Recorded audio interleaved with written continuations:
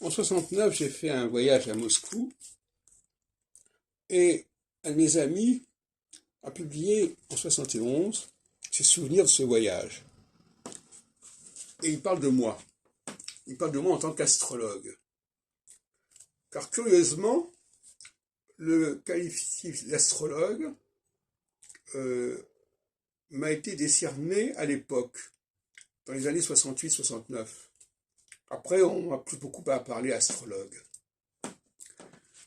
Et alors j'ai des photos où on me voit en train de faire de l'astrologie à cette époque-là. Alors il me fait une dédicace à Jacques Heilbronn, notre cher astrologue, ami et confident de Moscou. J'offre avec grande joie ce livre.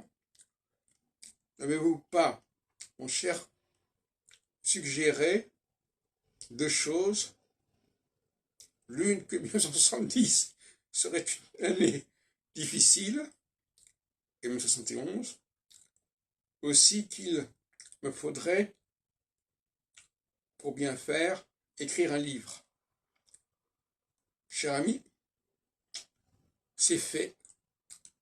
Ce fut non sans mal, croyez-le bien.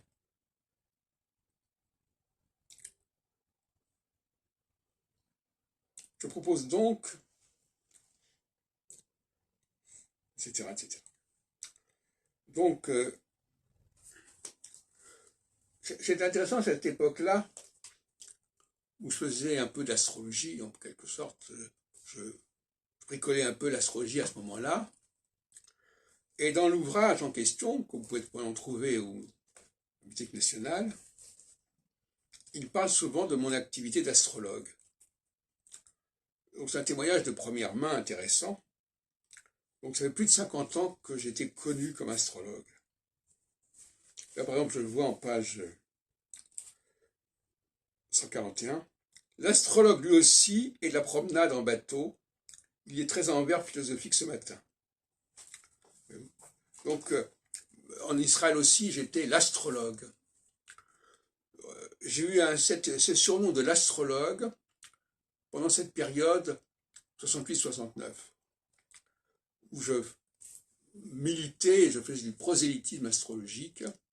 Ça m'est passé à ce niveau-là. Et je me souviens de ma mère qui me disait que j'avais fait une prévision en disant que telle période était favorable pour rencontrer un homme.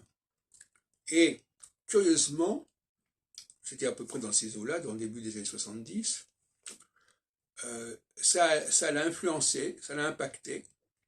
Elle a rencontré quelqu'un, et sachant qu'elle avait fait une prévision qui était favorable, elle a été dans ce sens-là, et elle a fini par vivre avec cette personne.